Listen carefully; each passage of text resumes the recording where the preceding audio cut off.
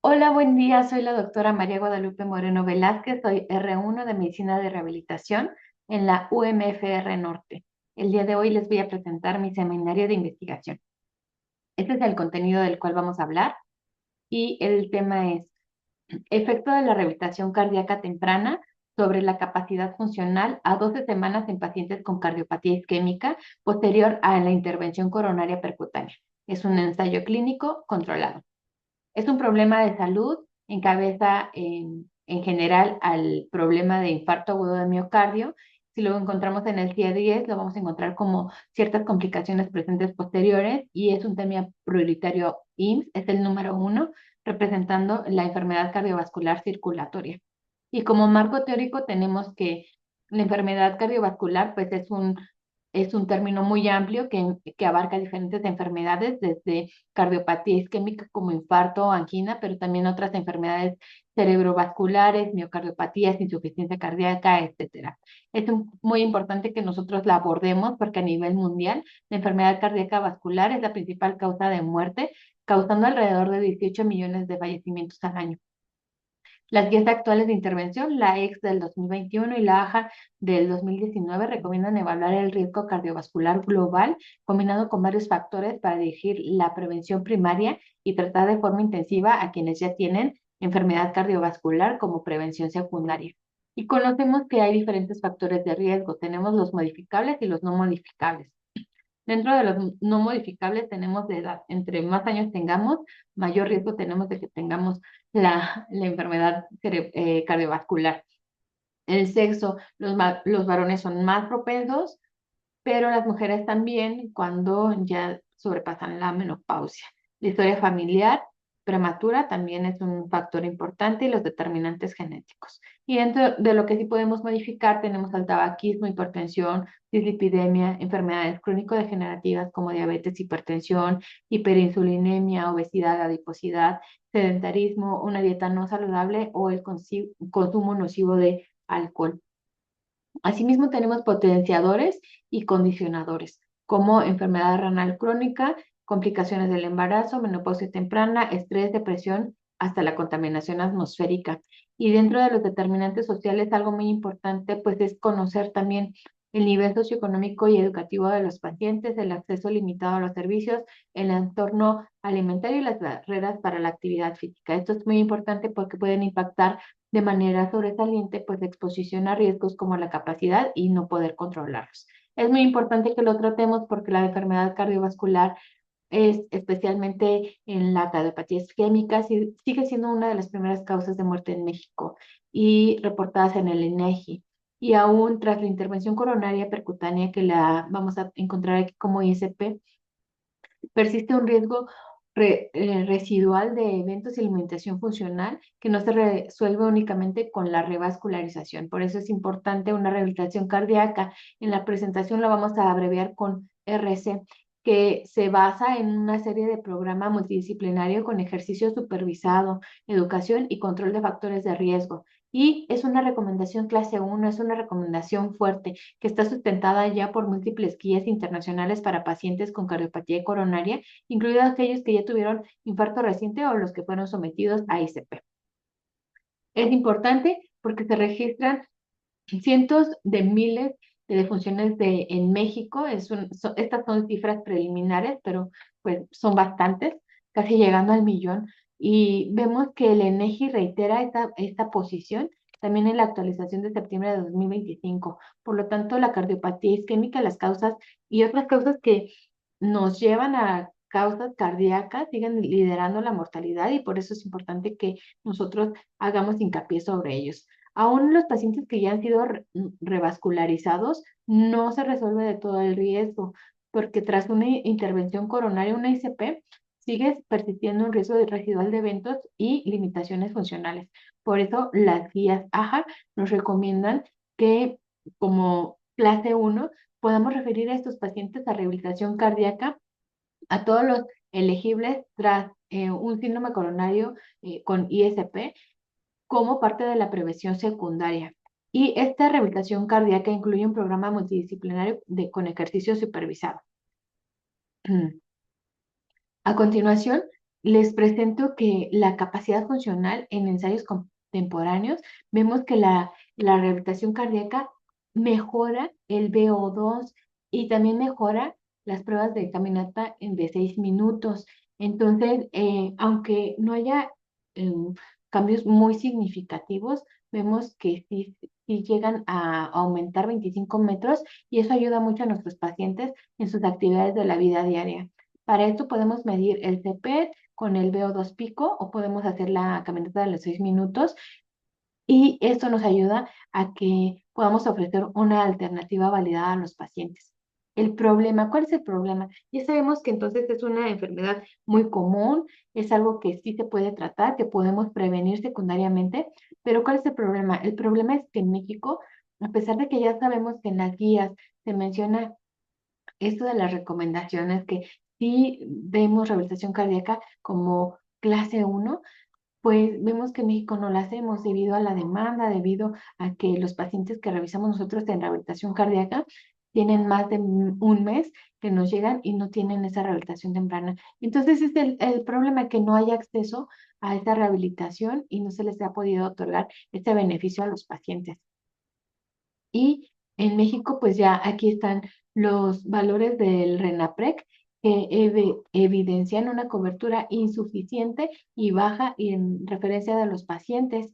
Por lo tanto, nosotros como UMAE, doctor Victoria de la Fuente y Narváez, tenemos la oportunidad de operacionalizar un programa de rehabilitación cardíaca temprana post-ICP para evaluar también su efecto en la capacidad funcional a las 12 semanas versus la atención habitual y así podemos cerrar una brecha entre la recomendación fuerte y la baja utilización. Esta es mi pregunta de investigación. ¿Cuál es el efecto de la rehabilitación cardíaca temprana en comparación con la atención habitual sin rehabilitación estructurada sobre la capacidad funcional a las 12 semanas de seguimiento en pacientes adultos con cardiopatía isquémica sometidos a intervención coronaria percutánea? Y este es el desglose, donde P son los pacientes adultos post-ISP con cardiopatía isquémica. La intervención, pues es el ejercicio supervisado como parte de la rehabilitación cardíaca estructurada. La comparación o el control, pues va a ser la atención habitual, que es sin rehabilitación formal, y el desenlace de ULAT como el evento, pues es la mejoría de la capacidad funcional, ya sea con el VO2 max o con la caminata de los 6 minutos. Y el tiempo en el que se espera que ocurra este desenlace es a las 12 semanas del seguimiento. La justificación, pues esta investigación se justifica por la alta carga de cardiopatía isquémica en México y la subutilización de la rehabilitación cardíaca en el ámbito público, pese a su recomendación en clase 1 y beneficios clínicos demostrados. Por lo tanto, la rehabilitación cardíaca temprana, pues ICP es segura y factible cuando se implementa sin demoras, mejora la capacidad funcional y reduce el uso de servicios con eficacia económica documentada, incluso para modelos híbridos. Aquí en la UMAE, el doctor Victorio Fuente de Narváez, existe la capacidad instalada ya de equipos de monitorización, fisioterapeutas, médicos rehabilitadores para que podamos realizar ese programa estructurado de rehabilitación cardíaca y que los pacientes puedan iniciar en una fase 1, es decir, intrahospitalario, y continúe en forma ambulatoria en fase 2 con evaluación objetiva a 12 semanas. La elección del VO2 pico o CPET va a ser como medida primaria y si no, la caminata de 6 minutos como alternativa estandarizada que asegura la validez y la comparabilidad con la literatura internacional. ¿Cuál es nuestra justificación? ¿Qué es lo que buscamos generar? Buscamos generar la evidencia local sobre la efectividad de la rehabilitación cardíaca, pues ICP, frente a la atención habitual, que va a posibilitar esto, optimizar los procesos de referencia y de arranque, priorizar los recursos, sustentar la expansión y alinear a la UMAE con las guías internacionales y las metas institucionales de la enfermedad cardiovascular. El objetivo general es evaluar si un programa estructurado de rehabilitación cardíaca temprana, pues ISP, es decir, un inicio intrahospitalario en más o menos 14 días post-alta, mejora la capacidad funcional a las 12 semanas comparado con la atención habitual sin rehabilitación cardíaca estructurada en pacientes adultos atendidos en la UMAE.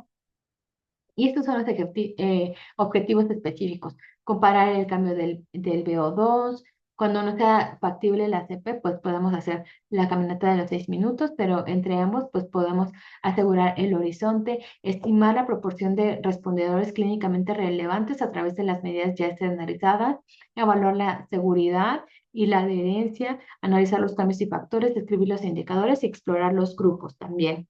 Esta es la hipótesis alternativa y la nula. La H1 es los adultos con cardiopatía isquémica sometidos a ICP, la rehabilitación cardíaca temprana iniciada intrahospitalariamente o en más o menos 14 días tras el alta comparada con la atención habitual sin programas de rehabilitación cardíaca estructurada producirá a las 12 semanas una mayor mejoría de la capacidad funcional medida por el VO2 pico mediante CPET. Cuando CPET no sea posible, pues la caminata de 6 minutos con un protocolo ATS. Y la hipótesis nula es que no existen diferencias entre la rehabilitación cardíaca temprana y la atención habitual en el cambio del VO2 pico o la caminata de 6 minutos a las 12 semanas.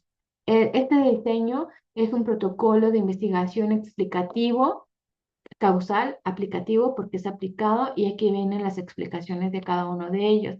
Por el tipo de intervención, es una experimental, un ensayo clínico aleatorizado paralelo. Por el tipo de análisis es cuantitativo, analítico, confirmatorio, inferencial. Por el número de veces que se mide la variable de desenlace, es un diseño con medidas repetidas en 2 tiempos, pre y post, y por el momento en el que ocurre la variable del desenlace es prospectivo, longitudinal, post-intervención a corto plazo, 12 semanas.